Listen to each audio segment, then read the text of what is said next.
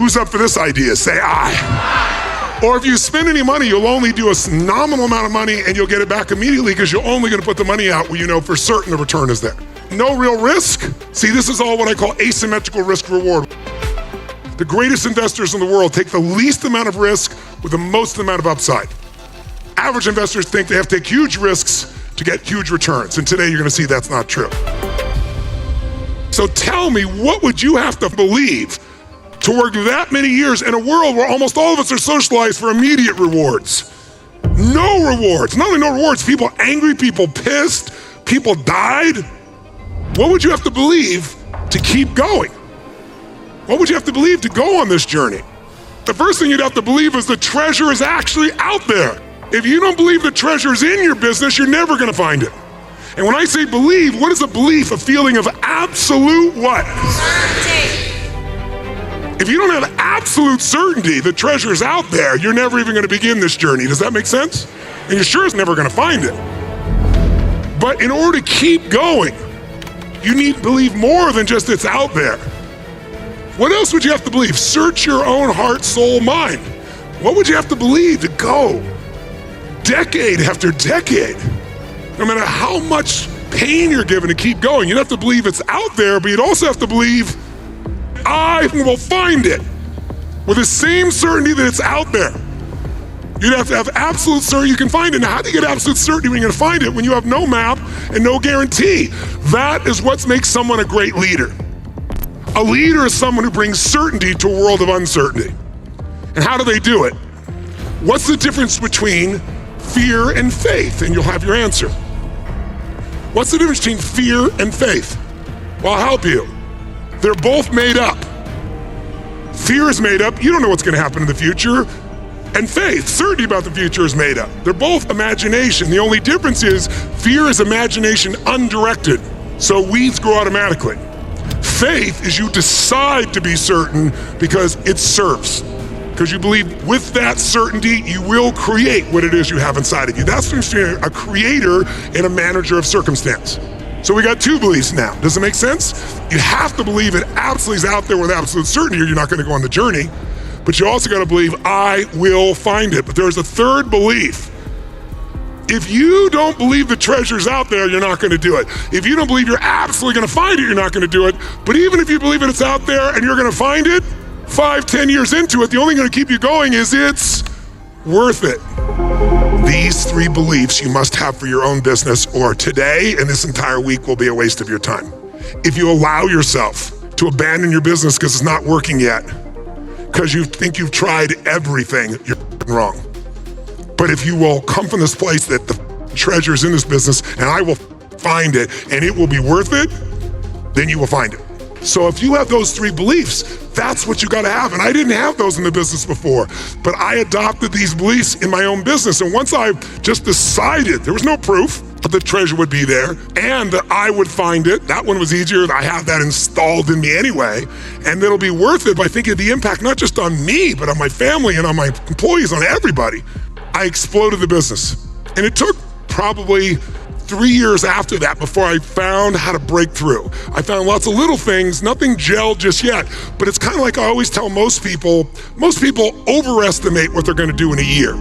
They set these giant goals for the year, but they underestimate what they can do in a decade, or 2, or 3. And that sounds like a long time, but how many find that as you've gotten older, time goes a lot faster than it used to? Say aye. 10 years from now will surely arrive. The question is, where will you be? Who will you be 10 years from now? Because it's gonna go like that. And perhaps now's the time to make that happen. And what's gonna determine what really happens is the beliefs you adopt. Because the beliefs are gonna determine whether you actually do the I'm sharing you. How many follow here? Say aye. And by the way, I sold half of that company for $200 million about 4 years ago. And I still have another half, and the company keeps growing geometrically. So I'll make $1 billion out of that business alone. And I have 33 other companies. And what do you think that did in my ability to make the other companies more successful? Because once I truly had mastered this business, I didn't run and start another business because this one wasn't giving me enough. I stayed with this little bastard until I figured it out. And then I grew it, and then I leveraged it and managed it as an owner. And now as a true owner, I could do that with another business. What most of you have done is you got a child and you go get another child and another child, and all three children are suffering. Many of you need to get rid of some of those businesses, find the one you're gonna put your guts into. Have the concentration of your power, or you're never going to succeed with a split focus. The most important part is the psychology of how you change you and then how you influence your people to follow through. Because how many have had plans before you were excited about, and when you went to go implement them with your team, nothing happened? Raise your hand, say aye. So it's not enough to just have these beliefs. You have to have these beliefs, and then you got to be able to translate that to other people. One way of understanding this, let's go back to that game of golf we talked about yesterday. Here's what you need to understand about this. If you track this on a chart, this is what it looks like after the 6th hole. It looks like nothing has happened because the change is so small. And if we go a little further, 9 holes into it, there's nothing sexy, and this is your business probably after 6, 5, 7, 10 years for many of you. It may have given you emotional juice, but really it takes infrastructure, time, it takes expertise, it takes time to build a brand. And people today expect, I want something, I get it now. I go on the web, I get it instantly. I get my music, I get my movies, I get everything else, I get my sex. I slide right, I can have it, ready to go, right? So 13 holes into it, it looks like nothing. But watch from 13th hole to the 18th hole, that's the growth. That's geometric growth. That, my dear friends, is your businesses. And if you stay with it and if you apply what I'm sharing with you here, now can you do it sooner? Of course you can. But in the very beginning, it doesn't seem very rewarding, and that's why people drop out. So our goal is to make sure we understand how to build those small things that look like they're nothing so we can hit that curve faster. You must connect with people with their interests. You connect with people by first talking in their interests, not the company's interests, not your interests. So bear in mind, I'm not talking the whole company. And by the way, even if you have a small company, I suggest you start this with one little division, just so it's bite-sized, so you can get your arms around it. So I get this group together, and there's about 25 people in this little department. And it wasn't even the whole department, actually. It was the people that get on the phone and talk to customers and clients and invite them to have a free test experience or free coaching experience. We don't charge for it because our focus is add more what? And then if you add that much value, people will see it and they'll want to participate.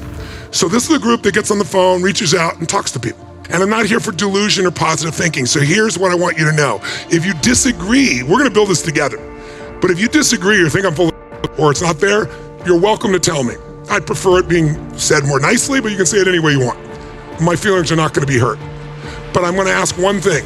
If you have the ability to tell me anything and I'm going to respond in a positive way to you, then I also need you and I to do what I do to myself to break up my own limitations, because what you may tell me may be true, that it's impossible, or it may be just your limiting belief or your lack of experience. And so for us to know the difference, quality people have learned to ask themselves certain questions to make better decisions. And about 98% of the time, not every time, I find out that the real limit is not in the world, it's in my head. Mind reading is the key. If you want to be a great influencer, you want to mind read. So what does mind read mean? It's when I'm searching an audience and I'm speaking, I don't do what most people do. 99% of speakers, when I talk to them and I ask them what they're focusing on when they go out there, they focus on the people clapping, smiling, nodding. I don't. When I'm speaking to the whole group, I'm going directly at them. I look at them, I talk to them, I go after them, I influence them, and once I get them, I have everybody else already. Mind reading is when I see them, I read their minds. It's not hard to figure it out. I know you guys might think the chairman drops by one day out of the year. He's going to give us this brilliant plan, seagull management. What have I done? I've mind read what some are thinking, and there's this little chuckle and then they go as, wow, he's not unconscious. He knows this sounds crazy. When people get up during the Dickens process, they'll tell me a limiting belief. And very often, since I have short time, I go right at them. I say, why the f are you lying to me, right? And then I break up their negative belief. So I have lots of ways to do it, but most